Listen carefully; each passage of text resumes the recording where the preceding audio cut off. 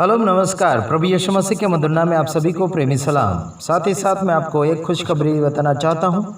हमारे संदेश के द्वारा काफ़ी लोग उत्साहित हो रहे हैं और प्रभु यीशु मसीह की सेवकाई के लिए खड़े होने तैयारी कर रहे हैं और तैयार हो चुके हैं, और कुछ लोग हमारे साथ मिलकर प्रभु की सेवकाई करना चाहते हैं। आप सबका हम स्वागत करते हैं। प्रभु की दया में और प्रभु की कृपा में आप आगे बढ़िए और परमेश्वर का सामर्थ्य अपनाकर परमेश्वर का प्रचार करने के लिए कोशिशें कीजिए। परमेश्वर के राज्य का स्थापना कीजिए। हर एक जीवन में परमेश्वर का राज्य की स्थापना कीजिए और सहयोग कीजिए। आत्मिक जीवन में आगे बढ़िए और परमेश्वर तुम्हें आशीषित करें, चाहे कोई रोके या टोके। परमेश्वर के आत्मा में, परमेश्वर के सामर्थ्य में आगे बढ़ते चले जाना है।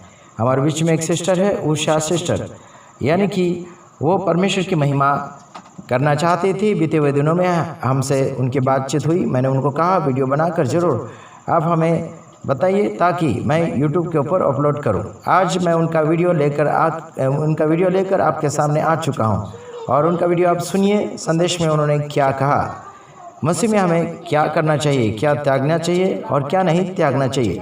उनके मुंह से, उनकी आवाज़ में आपको छोटा सा संदेश सुनने के लिए मिलेगा। तो आइए सुन लेते हैं।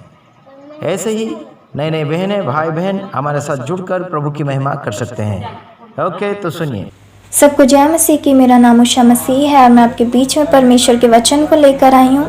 मेरा विश्वास है कि जब आप इस वचन को सुनेंगे तो आपकी लाइफ सेम नहीं रहेंगी। आमीन, हालेलुया। तो मैं परमेश्वर के वचन को पढ़ना चाहूँगी और वो लिखा है मत्ती 16 और इसकी 24 आयत में। वहाँ पे लिखा है कि तब यीशु ने अपने चेलों से कहा कि यदि कोई मेरे पीछे आना चाहे तो वह अपने आप का इनकार करे और अपने क्रूस उठाए मेरे पीछे हो ले। आमीन।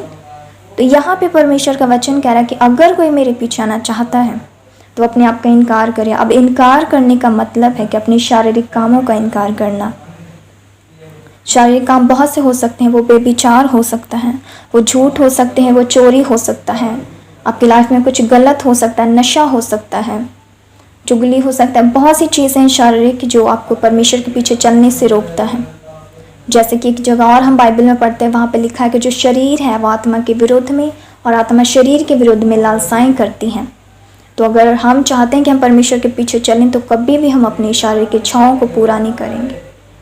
और अगर हम चाहते हैं कि अपनी शारीरिक इच्छाओं को पूरा करें तो कभी भी हम परमेश्वर की इच्छाओं को, परमेश्वर के पीछे नहीं चल सकते। हालेलुया।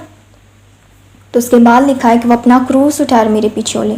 जब आप अपने शारीरिक इच्छाओं को इनकार करते हैं, जब आप क्रूस को उठाते हैं, तो क्रूस को उठाने के बाद आपकी लाइफ में दुख परेशानियां आ सकती हैं।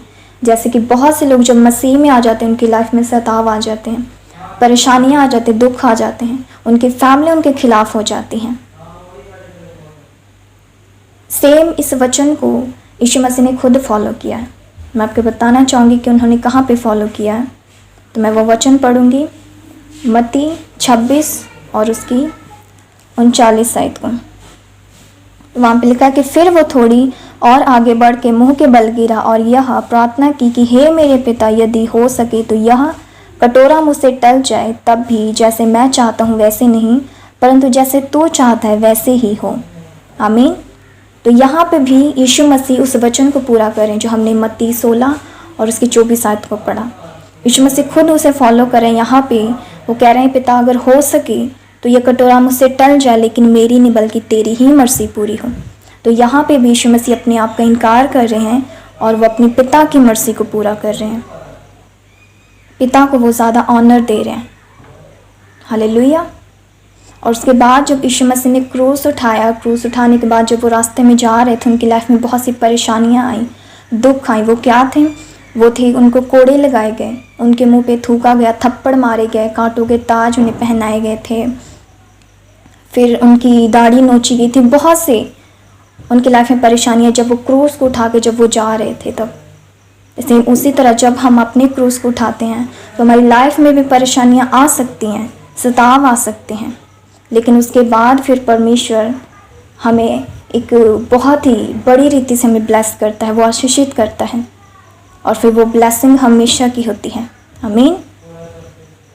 मेरा विश्वास है कि जब आप इस वचन को सुनेंगे, इस वचन के द्वारा परमेश्वर आपको बहुत बहुत ज़्यादा ब्लेस करेगा, आशीषित करेगा और ये वचन आपकी लाइफ में 100 व 100 गुना फलों को लेकर आएगा। आमीन। तो सबको गॉड ब्लेस यू, परमेश्वर आपको सबको ब्लेस करे, बहुत बहुत ज़्यादा आशीषित करे। आमीन।